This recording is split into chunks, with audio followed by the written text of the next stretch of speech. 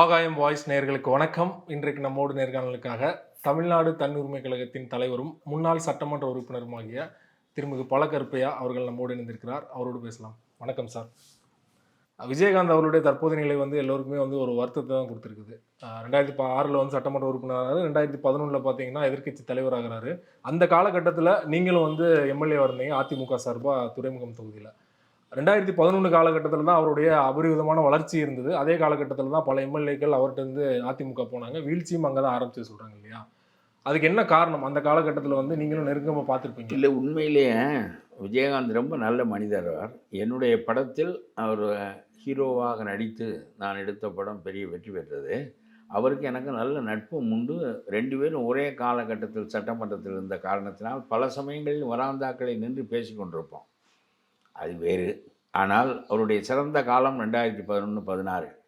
எதிர்க்கட்சி தலைவராக ஒரு கட்சியை தொடங்கி 10 விழுக்காடு 10.5 விழுக்காடு வாக்குகளை பெற்று எதிர்க்கட்சி தலைவரானது பெரிய செயல். அதுக்கு அவர் ரொம்ப கடுமையாக திமுக எதிர்ப்பாளராக மற்ற நிலைகளிலெல்லாம் இருந்தார். அவருடைய எம்எல்ஏக்கள் அதிமுகவோடு கூட்டணி வைத்திருந்தார்கள். பிறகு கூட்டணியை வைத்து கொண்டு விஜயகாந்த் கடுமையாக ஜெயலலிதாவை விமர்சனம் செய்து கொண்டிருந்த காலம் அது. அப்பொழுது அவருடைய எம்எல்ஏக்கள் மாஃபா பாண்டியராஜன், இந்த திருநெல்வேலிக்காரர், ஒரு 5-6 பேர் ஜெயலலிதா பக்கம் வந்து விட்டார்கள். ஜெயலலிதா அதற்கு இடம் கொடுத்தார். அதை ஜெயலலிதாவின் துரோகம் என்று இந்த அம்மா சொல்கிறார்கள், விஜயகாந்தனுடைய துணைவியார். நான் சொல்லுகிறேன், இந்த 6-7 பேரும் நேரடியாக அதிமுக காரர்களோடு சேர்ந்தே உட்கார்ந்தார்கள். ஓகே. உட்கார்ந்தபோது கட்சி தாவல் தடை சட்டம் இருக்கிறது. நம்முடைய விஜயகாந்த் கட்சி தாவல் தடை சட்டத்தின் பேரில் நடவடிக்கை எடுக்க வேண்டும் என்று சட்டமன்றத்தில் பேசலாம் அல்லது நீதிமன்றத்திற்கு போகலாம். அவர்கள் போதுமான எண்ணிக்கையில் வெளியேறியவர்கள் இல்லை. 3 1 பகுதியாக இருந்திருந்தால் அவர்கள் தப்பிக்கலாம். போதுமான எண்ணிக்கையில் வெளியேறவில்லை. ஆகவே அவர்கள் பதவியை இழப்பார்கள். ஏன் ஜெயலலிதா அவராக தூண்டி சபாநாயகரிடம் சொல்லி பதவியை பறிக்க சொல்ல மாட்டார், ஏனென்றால் அவருடைய கட்சிக்கு வந்திருக்கிறார்கள். இவர் பறிக்க சொல்வதற்கு எது தடையாக இருந்தது? ஒருவேளை எதிர்க்கட்சி தலைவர் பதவி பறிபோய்விடும் என்பதுதான் காரணம். இவர்களெல்லாம் இந்த கட்சியில் இருப்பது போன்ற பாவனையோடு தான் கடைசி வரையிலும் இருந்தார்கள்.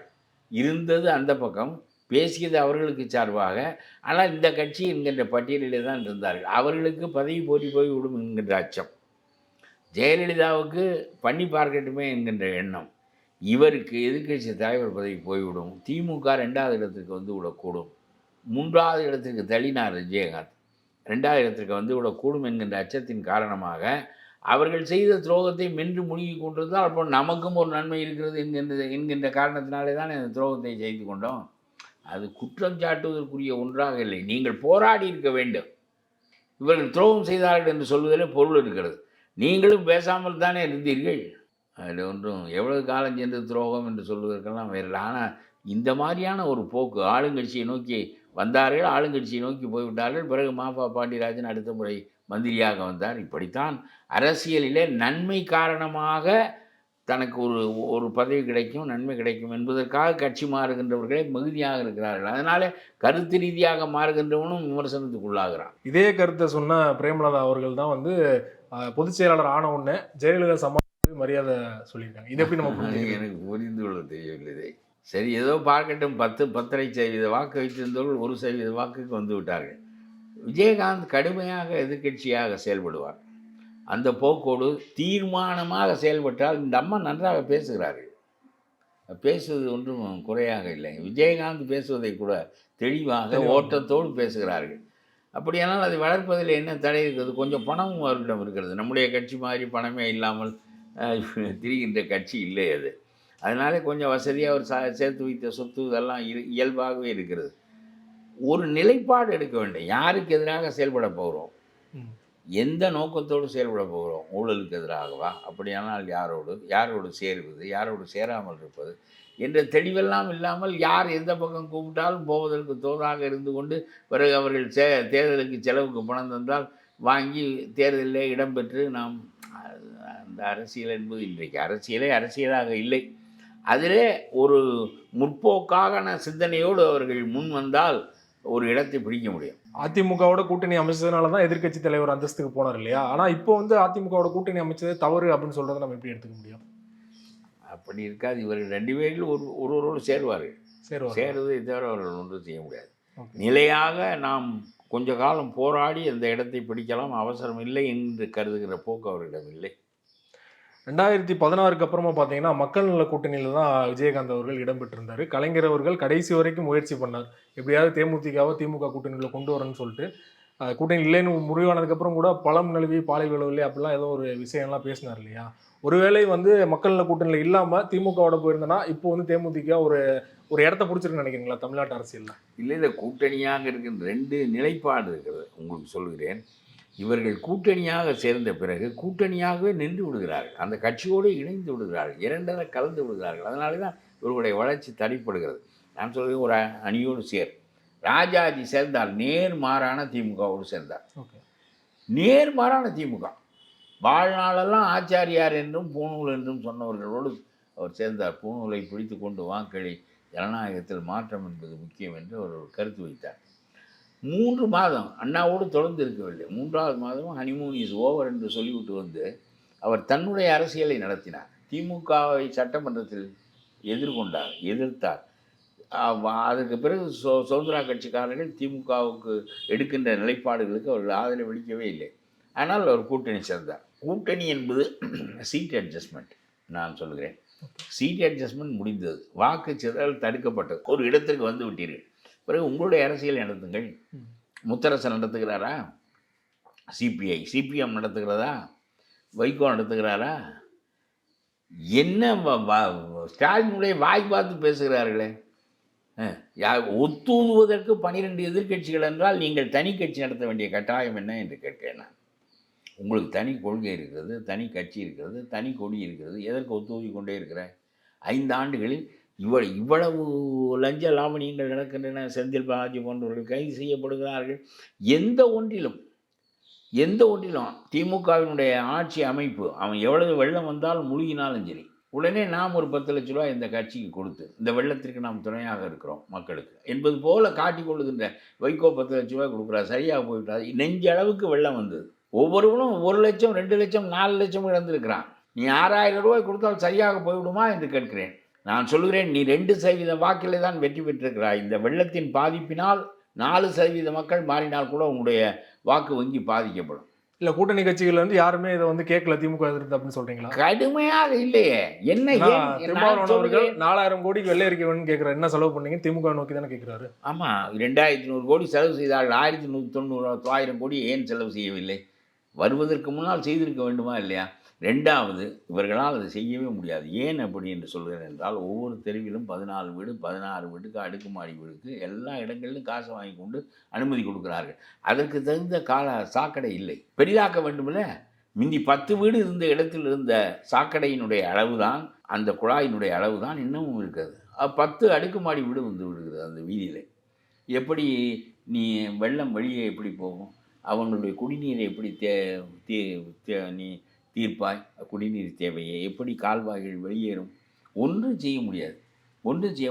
நீ கூவமாற்றை சீர்படுத்தினால், அடையார் ஆற்றை சீர்படுத்தினால் வருகின்ற வெள்ளம் ஓடி கடலில் சேரும் பக்கிங்காம் கால்வாய் வழியாக. ஒரு காலத்திலே ஆந்திராவிலிருந்து பாண்டிச்சேரி வரையிலும் படகு போக்குவரத்து நடந்தது. சரக்குகள் அதன் வழியாக நாடு விட்டு நாடு சென்றன. அப்படியெல்லாம் இருந்தது. இன்றைக்கு எதுக்கு சுமை உண்டு? நீர்வழி போக்குவரத்தை ஒழுங்குபடுத்துவதற்கு என்ன? உனக்கு 2000 கொடு 4000 கொடு, அவ்வளோதான், மீதியெல்லாம் ஆம் சுருட்டு என்கின்ற அரசியலை தான் நீங்கள் நடத்துகிறீர்கள், வேறு அரசியல் நடத்துகிறீர்கள். அதனாலே ஆறுகளின் வழியாகத்தானே இது வெளியே கிடக்க வேண்டும். நீங்கள் எல்லா ஏரிகளையும் நீங்கள் கட்டிடம் கட்டுகிறீர்களே. லேக் ஏரியாவில் எதற்காக கொண்டு போய் வள்ளுவர் கோட்டம் கட்டுகிறாய்? அதற்கு பேரே லேக் ஏரியா. அதில் கொண்டு போய் எதற்கு வள்ளுவர் கோட்டம் கட்டுகிறாய்? வள்ளுவர் கோட்டம் கட்டுவதற்கு இடமே இல்லையா? வள்ளுவர் கோட்டம் ஒரு அடையாளம் தானே. நீ வள்ளுவர் கோட்டம் கட்டாவிட்டாலும் திருக்குறள் நிற்கும். நீ உன்னை நான் பெரிய பற்றாளன், திருவள்ளுவரை போற்றுகிறவன், தமிழை போற்றுகிறவன் என்று உன்னை அடையாளப்படுத்தி கொள்வதற்காக நீ செய்த செயலை தவிர எங்கே வேண்டுமானாலும் கொண்டு போய் கட்டு. அது எதற்காக லேக்கரியாவில் கட்டுகிறாய்? மதுரையில் ஹைகோர்ட்டை கொண்டு சரியான ஏரி பாதையில் கட்டியிருக்கிறீர்கள். எப்படி அப்புறம் வெள்ளம் ஹைகோர்ட்டை சூழும்? இதெல்லாம் என்ன? ஒரு திட்டமும் இல்லை, போக்கும் இல்லை, சொல்லுவதற்கு யோசனை உள்ள அதிகாரிகள் இல்லை. எல்லாரும் பிடுங்கி தின்பதற்கும் பங்கு பெறுவதற்கும் தான் தயாராக இருக்கின்ற ஒரு நாட்டிலே இந்த மக்கள் 5000 4000 வாங்கி கொண்டு அமைதியடைய வேண்டியதான், செத்தவன் சாக வேண்டியதான், வாழ்ந்தவன் வாழ வேண்டியதான். Mall administration and corrupt administration. Right sir. நீங்க சொன்னது மாதிரி பாஜக திமுகவை எந்த விதத்துல விமர்சிக்கணும்னு அவர் வெயிட் பண்ணிட்டு இருக்காங்க இல்லையா? ஆனா இந்த மழை வெள்ளத்தை பொறுத்த வரைக்கும் அண்ணாமலை அவர்களும் ஆரம்பத்துல இருந்து பெரிய அளவுல விமர்சனம் வைக்கல. ஏன்? மத்திய குழுவும் வந்தது இங்க வந்து பார்வையிட்டதுக்கு அப்புறமா 2015 வெள்ளத்தை காட்டிலுமே 2023 வந்து சரியா செயல்பட்டு இருக்காங்க அப்படிங்கிற ஒரு பாராட்டு பத்திரம் வழங்கியிருக்காங்க. அதாவது அது உண்மையாக இருந்தால் சரி. ஆனால் எந்த ஒன்றையும் ஒரு அதிகாரியோ வேறு ஒருவனோ சொல்லுகின்ற போது அதை எப்படி புரிந்து கொள்வது என்கின்ற கேள்வி வந்தால், வெள்ளையாக சொல்லப்படுகின்ற சொற்களின் பொருள் உங்களுக்கு புரியவில்லை என்றால் இதற்கு உட்பொருள் ஒன்று இருக்கும், அதற்கு காரணம் ஒன்று இருக்கும் என்று நீங்கள் கருதுகிறீர்கள். அப்படிப்பட்ட அமைப்பு அரசியலில் இருக்கக்கூடாது. நான் சொல்லுகிறேன், அவன் சரியாக இருக்கிறது என்று பாராட்டினால் சரியாக இருக்கிறது. ஆனால் சரியாக இருக்கிறது என்று அவன் சொல்லுவதற்கு காரணம் திமுகவோடு இணைந்து போக நினைக்கின்றான், திமுக அவனோடு இணைந்து போக நினைக்கிறது, ஆகவே தான் இவர்கள் பாராட்டி பேச தலைப்பட்டிருக்கிறார்கள் என்று நீங்கள் கருதினால் இந்த உலகத்தில் எந்த ஒன்றுக்கும் உண்மையை வெளிப்படாது. இது நல்ல அரசியலே கிடையாது.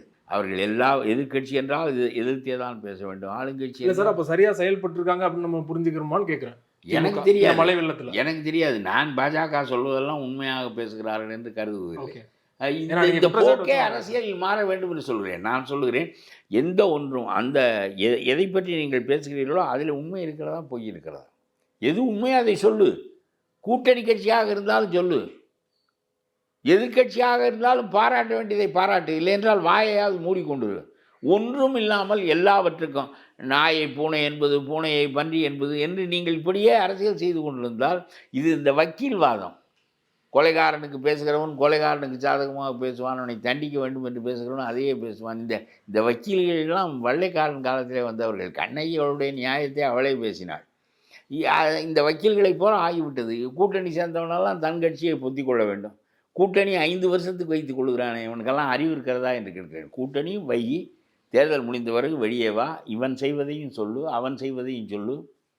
அதே அப்படித்தானே கூட்டணி அமைப்பை ஏற்படுத்திய ராஜாஜியை நடந்து கொண்டார். உங்களுக்கு எந்த அறிவும் இல்லை. முத்தரசனை விட சிறந்த ஒத்துது என்ற ஆளை நீங்கள் அரசியலில் பார்க்க முடியாது.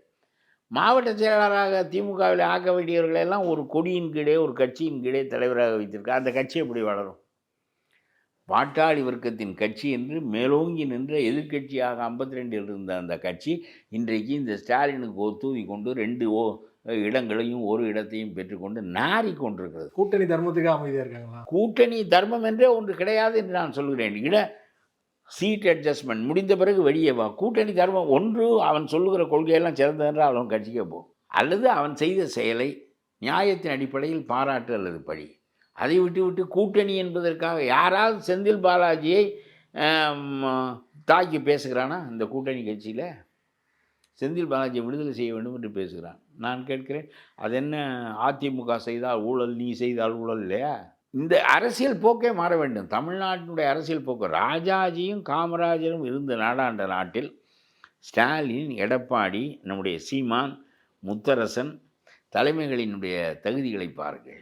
ஒவ்வொருவரும் ஏதாவது ஒன்றை செய்து பொறுக்கி தின்று கொண்டு எப்படியாவது அரசியல் நடத்தி 2 இடம் 4 இடம் வந்தால் பிறகு சரியாக போய்விடுகிறது என்று நினைக்கிறார்களே தவிர, ஒரு கொள்கையை பேசி ஆளுங்கட்சியாக வந்திருக்க வேண்டிய எதிர்கட்சி, தெலுங்கானா புரட்சி நடத்திய ஒரு கட்சி கம்யூனிஸ்ட் கட்சி இவ்வளவு கேவலமாக போய்விட்டது. நீங்கள் சொல்கிற தலைவர்கள் தானே மக்கள் மாற்றி மாற்றி தேர்ந்தெடுக்கிறாங்க. வேறு வழியே கிடையாது. எவன் கூடுதலாக, அதாவது கொள்கை பேசி வளர வேண்டிய காலம் ஒன்று இருந்ததினால் திமுக வளர்ந்தது, கம்யூனிஸ்ட் கட்சி வளர்ந்தது. ஆனால் இன்றைக்கு கொள்கையெல்லாம் பேசி எந்த கட்சியும் வளர முடியாது. நாங்கள் என்னென்னவோ கொள்கைகள்லாம் பேசுகிறோம், எல்லாம் நியாய அடிப்படையில் தான் பேசுகிறோம். பணம் இருந்தால்தான் இதை கொண்டு போய் சேர்க்கவே முடிகிறது. எங்களுக்கு பணம் தருவதற்கு எவனும் தயாராக இல்லை. நாங்கள் ஆட்சிக்கு வருவோமா, கிட்டத்தில் இருக்கிறோமா கோட்டைக்கு என்று பார்க்குறான். தூரத்தில் இருந்தால் வருகின்ற போது பார்த்து கொள்வோம் என்று நினைக்கின்றான். ஆகவே எங்களை பின்பற்றுகிறவர்கள் சாதாரண மனிதர்களாக இருக்கிறார்கள். அவர்களால் ஒரு கூட்டம் நடத்துவதற்கு கூட பணம் செலவழிக்க முடியவில்லை, எதுவும் செய்ய முடியவில்லை. ஆகவே எதற்காக நான் சொல்கிறேன் என்றால், நல்ல கருத்துக்கள் மட்டுமல்ல, இன்றைய அரசியல் எப்படி இருக்கிறது என்றால், பெரிய பணத்தை வைத்து கொண்டு அவன் பூத் கமிட்டி அமைக்கிறேன் என்பதெல்லாம் எல்லாருக்கும் பணம். தீபாவளிக்கு ஒவ்வொரு கிளை செயலாளருக்கும் 25,000 ரூபாய் திமுகவில் கொடுத்துருக்கார்கள். இப்பொழுது அவர்களெல்லாம் உங்களுடைய வேலைக்காரர்களாக இருக்கிறார்கள். They are your paid servants, they are not volunteers. நீ எந்த கொள்கையும் சொல்லலாம், சொல்லாமல் இருக்கலாம், வெள்ளத்தில் மூழ்கடிக்கலாம் நாட்டையே, அல்லது எது வேண்டுமானாலும் செய்யலாம். உன்னுடைய கட்சி கலைவே கிடையாது. ஏனென்றால் எல்லோருக்கும் பணம் போகுது. கிளை செயலாளர் என்ன உன்னுடைய வேலைக்காரனா? ஒரு பெரிய பேங்கினுடைய ஒரு சின்ன ஊரினுடைய மேனேஜர் அவன். அவனவன் இது இந்தி ஒழிய வேண்டும், இடஒதுக்கீடு நடைபெற வேண்டும், தமிழ் இனம் நிலைக்க வேண்டும், தமிழ் மொழி வாழ வேண்டும் என்ற அடிப்படையில் அண்ணா ஒரு காலத்தில் சொல்லி சேர்த்த கூட்டம் கடைசியில் இவர்கள் எந்த கொள்கையும் பின்பற்றுகிறவர்கள் இல்லை. அதனுடைய விளைவாக இப்பொழுது என்ன ஆகிவிட்டது என்று சொன்னால், பணம் கொடுத்து அவனை தக்க வைத்துக் கொள்ள வேண்டியிருக்கிறது. அதிமுகவால் செய்ய முடிகிறது, திமுகவால் செய்ய முடிகிறது, அண்ணாமலையால் செய்ய முடிகிறது. 3 பேரும் ஆட்சியில் இருக்கிறார்கள், பெரும்பணம் கொள்ளையடிக்கிறார்கள். அதுவும் அண்ணாமலை குறைவில்லை என்று சொல்கிறார்கள். எல்லா முதலாளிகளையும் மிரட்டி பணம் வாங்கி பாத யாத்திரைக்கு அவர் சேர்த்திருக்கிற பணத்தை வைத்து ஒரு மாநில அரசியலையே நடத்தலாம் என்று சொல்கிறார்கள். அவ்வளவு பணம் மிரட்டி வாங்கி விட்டார் என்று சொல்கிறார்கள். ஏனென்றால் அவருக்கு கூட்டம் சேர வேண்டும். கூட்டம் கொள்கைக்காக சேராது. அந்த கூட்டத்துக்கு தலைக்கு 500 ரூபாய் கொடுக்க வேண்டும். ஒவ்வொரு ஊருக்கும் நான் போகிற போது ஒரு 500 பேரை 1000 பேரை கூட்டிக் கொண்டு வா என்று சொன்னால் 1000 பேருக்கு கார் செலவு, வண்டி செலவு, அவனுக்கு சாப்பாடு செலவு தனி. திமுக என்ன செய்கிறானோ, அதிமுக என்ன செய்கிறானோ அதைத்தான் பாஜக செய்கிறது. இவர்கள் மாறி வந்தால் என்ன, வராவிட்டால் என்ன, கொள்கை பேசி தன்னுடைய கருத்தால் அவனை ஈர்த்து கட்சியாக ஆக்கி கொள்ளுகின்ற போக்கு போய்விட்டது. இப்பொழுது எல்லாம் கார்ப்பரேட் ஹவுசஸ். எவன் பணம் வைத்திருக்கிறானோ அவன் அள்ளி வீசி கூட்டத்தை. நீங்கள் எப்படி மாற்ற முடியும்னு நினைக்கிறீங்க? அந்த சிஸ்டம் மாற வேண்டிய. இது இப்படி மாறியது தானே, கெட்டு சீரழிந்தது இப்பொழுது தானே, அதுக்கு முன்னால் இல்லையே. கொள்கைகளே இல்லை என்கின்ற நிலை ஆகிவிட்ட பிறகு மீண்டும் மக்கள் எல்லாம் கொதிப்பார்கள். இந்த வெள்ளமே மக்களுடைய மனநிலையில் ஒரு 5% 10% மக்களுடைய மனநிலையில் மாறுதல் ஏற்படுத்தியிருக்கும். ஏனென்றால் என்னிடம் பேசியவர்கள் பல பேர் சொல்கிறார்கள், ஐஸ் பெட்டி கெட்டுவிட்டது, வீட்டுக்குள் இருந்த எலக்ட்ரானிக் பொருட்களெல்லாம் கெட்டுவிட்டன, எவ்வளவோ 2 லட்சம் நட்ட, 3 லட்சம் நட்ட, என்னுடைய காரை முழுகிவிட்டது என்று ஒவ்வொருவனும் நடுத்தர வர்க்கமெல்லாம் நொந்து போயிருக்கிறான். ரொம்ப ஏழை மக்கள். முன்பெல்லாம் குடிசையில் வாழ்கிறவர்களை கொண்டு போய் பள்ளிக்கூடத்தில் வைத்து 3 நாளைக்கு சாப்பாடு போட்டு 5 நாளைக்கு போட்டு பிறகு கொண்டே அவர்களை மீண்டும் அவருடைய வீட்டிலேயே விட்டு விடுவோம். அவர்களுக்கு ஏதாவது பணம் கொடுப்போம், சாப்பாடு கொடுப்போம். ஏனென்றால் பாதிக்கப்பட்டவர்கள். இப்பொழுது நடுத்தர வர்க்கம் நாடு முழுவதுக்கும் நீ கொடுக்க வேண்டிய நிலைமை ஏன் ஏற்பட்டது என்று சொன்னால், எல்லாரும் பாதிக்கப்பட்டிருக்கிறான். 2 லட்சம் பாதிக்கப்பட்டவனுக்கு நீ 6000 ரூபாய் கொடுக்கின்ற போது அவனுக்கு பெரிய எரிச்சல் ஏற்படும். சாதாரணமான ஆளுக்கு 6000 ரூபாய் கொடுக்கின்ற போது சரி என்று தோணும். ஏன்னா அவனுடைய இழப்பின் அளவு அது ரொம்ப கூடுதல். அங்கே அந்த மக்களெல்லாம் இனிமேல் ஒரு தரம் வாக்களிப்பார்கள் என்பதில் எனக்கு நம்பிக்கை இல்லை. 2வது, சிறுபான்மை வாக்குகளை வைத்துத்தான் இவர்கள் ஆட்டம் போடுகிறார்கள். சிறுபான்மை காஷ்மீர் முற்றாக சுப்ரீம் கோர்ட்டால் ஒரு சந்திரசூட் மாதிரி ஒரு நேர்மையான நீதிபதி, ஒரு அது மாதிரி ஒரு நீதிபதி கிடைப்பாரா என்று சொல்லத்தக்க அளவுக்கு உள்ள நீதிபதி தன்னுடைய ஓய்வு பெறப் போகின்ற வயதில் படுமோசமான காஷ்மீர் தீர்ப்பை அளித்துவிட்டு ஒரு ஓய்வு பெறுகிறார். நான் சொல்கிறேன், அந்த மனிதர் விமர்சனத்துக்குரியவர் இல்லை, அவருடைய தீர்ப்பு விமர்சனத்துக்குரியது. நீ ஒன்றே ஒன்று தான், முஸ்லீம் நாட்டோடு போய்விடுவான் என்கின்ற நிலை இருந்தது. நீ இந்து நாடு என்று பயப்பட வேண்டாம். ஜின்னா சொன்னார், முஸ்லீம்களோடு சேருவது தான் நல்லது. அவன் பெருவாரி எண்ணிக்கை வைத்திருக்கிறான் இந்து. அவனுடைய நாட்டில் இருந்தால் காந்தி இருக்கிற வரையிலும், நேரு இருக்கிற வரையிலும் தான் எல்லாம் ஒழுங்காக இருக்கும். பிறகு மாறி எவனாவது வருவான், அவன் நம்மை அழித்து விடுவான் என்று அஞ்சினார் ஜின்னா. இதையே நேரடியாக காந்தியிடம் சொன்னார். நீ சாகா வரம் பெற்றவனாக இருந்தால் நான் உன்னுடைய நாட்டிலேயே இருப்பேன். முடியாது, பின்னால் வருகிறவன் மாற்றுவான், எங்களுடைய உரிமைகள் பாதிக்கப்படும். ஆகவே நாங்கள் போகிறோம் என்று தனிநாடு கண்டார்கள். பேசாமல் காஷ்மீர் அங்கே தான் போயிருக்க வேண்டும். கே என்பது காஷ்மீரை தான் குறிக்கிறது. பாகிஸ்தானில் உள்ள கே என்பது காஷ்மீரை தான் குறிக்கிறது. பிறகு இவர்கள் என்ன நினைத்தார்கள், ஜின்னா அழுத்தி விடுவார் என்று சொல்வதனுடைய நோக்கம் பெரும்பான்மை சமூகம் நம்மை அழுத்தி விடும் என்பது. பெரும்பான்மை சமூகம் நம்மை அழுத்தாதபடி அரசியல் சாசனத்தில் பாதுகாப்பு பெற்றால் அவர்கள் எப்படி நம்மை அழுத்த முடியும்? அரசியல் சாசனத்தில், கான்ஸ்டியூஷனில் அடிப்படையில் மாற்ற முடியாத பிரிவின் கீழே 370 சொருகிவிட்டால் சாதாரண சட்டங்களைப் போல நேற்று ஒன்றை போட்டு இன்றைக்கு தூக்கி எறிய முடியாது. 370வது பிரிவு என்பது எப்படி ஒரு உரிமை கொடுத்தார்கள் அந்த மக்களுக்கு நேரு? அதாவது இந்தியாவில் போடப்படுகின்ற சட்டங்களெல்லாம் காஷ்மீர், கன்னியாகுமரியில் செல்லும், ஆந்திராவில் செல்லும், மத்திய பிரதேசத்தில் செல்லும், காஷ்மீரில் செல்லாது. காஷ்மீர் அதை ஏற்றுக்கொண்டால் செல்லும் என்கின்ற அளவுக்கு ஒரு உரிமை படைத்து, ஒரு நாட்டுக்கு 2 அமைப்பா என்று சொல்லி இவர்கள் இன்றைக்கு கேட்கிறார். 2 அமைப்பு கொடுத்தார் ஜவஹர்லால் நேரு. அன்றைக்கே சொல், இங்கே வா. நேரு மீதே குற்றச்சாட்டு வைக்கிறாங்களே இப்போ அமித்ஷா. நேரு எவ்வளோ பெருந்தன்மையோடு நடந்து கொண்டு அந்த மக்களை 75 ஆண்டுகளாக தன்னோடு இணைத்து வைத்திருந்தார். நான் சொல்லுகிறேன், அன்றைக்கே நீங்கள் இதையெல்லாம் சொல்லியிருந்தால், இப்பொழுது சந்திரசூடனுடைய தீர்ப்பிலே சொல்லியிருக்கிறார், என்றைக்கு வந்து விட்டீர்களோ அன்றைக்கு உங்களுடைய தனித்தன்மையை இழந்து விட்டீர்கள் என்று இப்படியெல்லாம் சொன்னால் 75 ஆண்டுகளாக வாழ்ந்தவர்கள், தனித்து வாழ்ந்தவர்கள், தனிப்பாராளுமன்றத்தின் மூலம் ஒப்புதலை தெரிவித்தவர்கள், இன்றைக்கு ஒரு உரிமையும் இல்லாமல் சாதாரணமாக ஆகிவிட்டார்கள். நாகாலாந்துக்கு கொடுத்த உரிமைகளெல்லாம் என்ன ஆகப் போகின்றன என்று நான் பார்க்கின்றேன். இப்பொழுது சிறப்பு உரிமை கொடுத்துருக்கிறார்களே, நாகாலாந்தெல்லாம் இனிமேல் என்ன ஆகும்?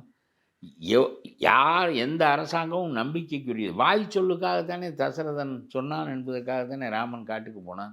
என்ன அரசியல் சாசனத்தின் அடித்தளத்தில் 370வது பிரிவில் எழுதியிருந்தது ராமன் காட்டுக்கு போக வேண்டும் என்று. இந்த நாட்டை ஒரு சொல்லுக்கு நிற்கின்ற நாடாக ஆக்கி வைத்திருந்தார்கள். சும்மா மோடி விஸ்வகுரு விஸ்வகுரு என்று பேசுகிறாரே தவிர சொன்ன சொல்லை காப்பாற்றவில்லை. எழுதி வைத்த சட்டத்தை கிழித்தெறிந்து விட்டீர்கள். இதற்கு சுப்ரீம் கோர்ட்டும் வேறு வழியில்லை என்று தீர்ப்பளிக்கிறது. 3 ஆண்டுகள் கழித்து இந்த வழக்கை எடுத்துக்கொண்ட போதே இது விளங்காது என்று நான் நினைத்தேன். எடுத்த உடனே எடுத்துக்கொண்டிருக்க வேண்டும். ஒரு அரசியல் சட்டத்தில் பெரிய திருத்தம் ஏற்படுகின்ற போது உடனடியாக அந்த வழக்கு விசாரிக்கப்பட்டு 6 மாத காலத்திற்குள்ளாக தீர்ப்பு வந்து முடிந்திருக்க வேண்டும். அது செய்யவில்லை. 3 ஆண்டுகளாக நடைபெற்று முப்படையும் கொண்டு போய் அங்கே வைத்து கொண்டு ஆளுகிறாய். எங்கே படையை நீக்கி விட்டு காஷ்மீரை ஆண்டு விடு பார்ப்போம். முடியாது. எல்லை மாகாணம் வேறு. ஆகவே ஒரு இன்னொரு மதமாக இருந்தாலும், இன்னொரு இனமாக இருந்தாலும், இன்னொரு மொழியாக இருந்தாலும் எல்லோரும் சேர்ந்தது தான் இந்தியா. அது சீனத்தை போல ஒற்றை மொழி ஒற்றை நாடு அல்ல. ஆகவே அவர்கள் நம்மோடு இருந்தது. நீ நம்பிக்கையாக எந்த நாடு சிறுபான்மை மக்களை பாதுகாப்பாக வைத்துக் கொள்கிறதோ அந்த நாடு நாகரிகமான நாடு. எந்த நாடு அப்படி அல்ல, எண்ணிக்கை அடிப்படையில் தான். ஆகவே சிறுபான்மை மக்கள் அவனுக்குரிய இடம். They are all second grade citizens. அவர்கள் they cannot claim first grade citizenship என்று என்றைக்கு நீ கருதுகிறாயோ அந்த நாடு காட்டு முன்னாடி நாடு என்று நான் சொல்கிறேன். இந்தியா என்பது நாகரிகமான நாடாக இருக்க வேண்டும் என்றால் எந்த சிறுபான்மை, பார்சி பாதுகாப்பாக இருக்க வேண்டும், முஸ்லீம் பாதுகாப்பாக இருக்க வேண்டும், கிறிஸ்துவன் பாதுகாப்பாக இருக்க வேண்டும். ஆனால் நான் சொல்லுகிறேன், இதை காங்கிரஸ் எய்த்து நிற்கிறதா பொழுது சரியாக கையாள மாட்டார்கள். ஆக்க வேண்டும். ஒரு ஷாபானு வழக்கில் முஸ்லீம்களுக்கு எதிராக தீர்ப்பு வந்ததற்காக சட்டத்தை திருத்தி அமைத்தார் ராஜீவ்காந்தி. அப்படிப்பட்ட காங்கிரஸ் இதை அப்பீஸ்மெண்ட் பாலிடிக்ஸ் என்று அவர்கள் அன்றைக்கு பேசினார்கள். அந்த காங்கிரஸே இன்றைக்கு ராகுல் கடுமையாக பேச வேண்டாமா? காஷ்மீருடைய தனி உரிமை எதற்கு பறித்தாய்? சிறப்பு உரிமை கொடுத்தால் என்ன? ஒரு நாட்டிலே 2 அரசியலமைப்பு சட்டங்கள் இருந்தால் என்ன? 2 வகையான ஆட்சி போக்குகள், அதிகார போக்குகள் இருந்தால் என்ன என்று நீ பேசினாயா? அங்கே சிதம்பரம் வருகிறார். ஐயோ, இந்த தமிழ்நாட்டை கெடுத்தது போதாது என்று இப்பொழுது இந்தியாவை கெடுப்பதற்கு அவர் போயிருக்கிறார். அவர் சொல்லுகிறார், இங்கிருந்து உடனடியாக காஷ்மீருக்கு தேர்தல் நடத்த வேண்டும். இதுதான் ரொம்ப பெரிய முக்கியம். வேர்த்து வடிகிறது. இப்போ பெரிய தேர்தல், இந்த முனிசிபாலிட்டி தேர்தலை அங்கே காஷ்மீரத்தில் வைத்து இந்த முனிசிபாலிட்டி அதிகாரத்தை அவர்களுக்கு கொடுக்க வேண்டும் என்பது ரொம்ப பெரிய முக்கியம். இனிமேல் தேர்தல் நடத்து, தெருவிலே போ. நான் கேட்கிறேன், அவனுக்கு உள்ள எல்லா உரிமைகளையும் பறித்து விட்டாய், அவனுடைய வேட்டியை உருவி விட்டாய். அப்புறம் இனிமேல் என்ன? அவனுக்கு மேல் துண்டு போடுவதை பற்றி உனக்கு என்ன அக்கறை இருக்கிறது? காங்கிரஸ் எவ்வளோ கடுமையாக சிறுபான்மை மக்களுக்கு போராடி இருக்க வேண்டும். பேசவில்லையே நீ. இந்து என்று நீ போனால் அவன்தான் அதில் நிற்பான். அவன் 70 ஆண்டுகளாக அதை பேசுகிறவன். நீ இதையும் தோற்பான், எதையும் தோற்பாய். முட்டாள்தனமாக அரசியல் நடத்துகிறார்கள். அங்கே யோசனை சொல்வதற்கு ஆள் இருக்கிறானா இல்லையா என்றே தெரியவில்லை. இந்த அபிஷேக் சிங்வியும் சிதம்பரமும் வந்து பேசுகிற பேச்சு, தேர்தல் ஏதாவது ஒன்று சொல்ல வேண்டும் என்பதற்காக சொல்லுகிறார்கள். என்னமோ தேர்தல் உரிமை தான் இங்கே பறிக்கப்பட்டிருப்பது. அவன் சொல்லிவிட்டான், மாநில அந்தஸ்தையும் நாங்கள் கொடுக்குறோம். தேர்தலிலும் சரி, மாநிலங்களும் சரி ஒரு சட்டத்தை ஏற்றுட்டாங்க. உச்சநீதிமன்றத்திலே தீர்ப்பு வந்துருச்சு. இனிமே எதிர்கட்சிகள் உச்சநீதிமன்றம் என்ன தேவசபையா என்று கேட்கிறேன். 11 பெஞ்சுக்கு போ. ஓகே, 5 நீதிபதி கொண்ட அமைப்பு சரி என்றால் 11 நீதிபதிக்கு போ. இல்லை என்றால் மக்களை திரட்டி அவர்களை உன் கருத்துப்படி வைத்திரு. வேறு என்ன செய்ய முடியும்? ஜனநாயகத்தில் நீங்கள் உங்களுக்குள்ள நியாயங்களை பெருவாரியான மக்களிடம் வழக்குங்கள். எந்த ஒன்றையும் செய்ய முடியும். நீ பொசுக்கு போய் திமுகவுக்கு மோடி அந்த பக்கம் இருக்கிறார், உடனே இந்த பக்கம் ஓட்டு போடும். நான் சொல்லுவேன், இந்த முஸ்லீம்கள் தான் கெடுத்தார்கள் இந்த அரசியலை. அவர்கள் என்ன செய்திருக்க? இவன் ஆதரிக்கிறானா? இந்த காஷ்மீர் பிரச்சனையில் ஆதரித்தானா? திமுக கடுமையாக பேசுகிறானா? கடுமையான நிலை எடுத்தானா? இப்பொழுது நான் பேசுகிறேன், அவன் பேசுகிறானா? எனக்கு ஒரு வாக்கும் இல்லை, ஒரு ஓட்டும் இல்லை, நியாயம் இல்லை என்று எனக்கு தோன்றுகிறது. பேசுகிறேன். காங்கிரஸ் பேச வேண்டாமா? எடுத்தவுடனே 8 மணிக்கே 17% வாக்கை போட்டு அவனை ஆட்சியில் உட்கார வைக்கிறீர்களே, ஏன் போடுகிறீர்கள்? உங்களுக்காக ஒரு அரசியலை உருவாக்கி கொள்ளுங்கள். இந்த நாடு ஒரே மாதிரியாகத்தான் போவார்கள். உங்களுடைய உரிமையை நீங்கள் தான் காத்துக்கொள்ள வேண்டும். அதை திமுக காக்கும், காங்கிரஸ் காக்கும் என்கின்ற நம்பிக்கை இந்த தீர்ப்புக்கு பிறகுதான் எனக்கு போயிருக்கிறது. ராஜீவ்காந்தி காலத்தில் போகவில்லை, இந்த தீர்ப்புக்கு பிறகு போயிருக்கிறது. ஆகவே நடந்துவிட்ட ஒன்றை மறுபடியும் நாம் ரீசெட்டில் செய்தால் ஒரு குழப்படி ஏற்படுமோ என்று சுப்ரீம் கோர்ட் அஞ்சுகிறது. ஆனால் நான் சொல்கிறேன், நியாயத்தை நியாயமாக செய்ய வேண்டும். எத்தனையோ இன்னமும் அடுத்த விசாரணைக்கு போகலாம், போய்கொண்டே இருங்கள். நீங்கள் கருத்துக்களை உலகம் பூரா கொண்டு செல்லுங்கள். சும்மா கருணாநிதி பிறந்த நாளைக்கு வந்து அப்துல்லா ஜால்ரா அடித்து விட்டு போவதன் மூலம் அடைந்த பலன் என்ன என்று கேட்கிறேன் நான். உன்னுடைய உரிமை முற்றாக பறிக்கப்பட்டு உன்னுடைய வேட்டியை உருவி விட்டார்கள் இங்கே உள்ள திமுக காரன் ஏன் என்று கேட்கிறானா? இந்த தலைமை கேட்கிறதா? காஷ்மீர் பிரச்சனையை பெரிய பிரச்சனையாக பாராளுமன்றத்தில் எடுத்து மற்ற இடங்களில் எடுத்து இதையே கொஞ்ச நாள் பேச வேண்டுமா இல்லையா? சும்மா ஒரு தீர்மானம், ஒரு கை தூக்குவது, நாங்கள் வெளிநடப்பு செய்கிறோம் என்பதோடு உங்களுடைய அரசியல் முடிந்துவிட்டால் நீயும் அப்படி நடந்து கொண்டு என்று நான் முஸ்லீம் மக்களை சொல்லுகிறேன், கிறிஸ்தவ மக்களை சொல்லுகிறேன். எந்த நாடு சிறுபான்மை மக்களை பாதுகாத்து வைத்துக்கொள்ள தயங்குகிறதோ அந்த நாடு காட்டு மிராண்டி நாடு. It is a barbaric state. ரொம்ப நன்றி சார், உங்கள் நேரத்தை ஒதுக்கி பல்வேறு தகவல் எங்களோட பயந்து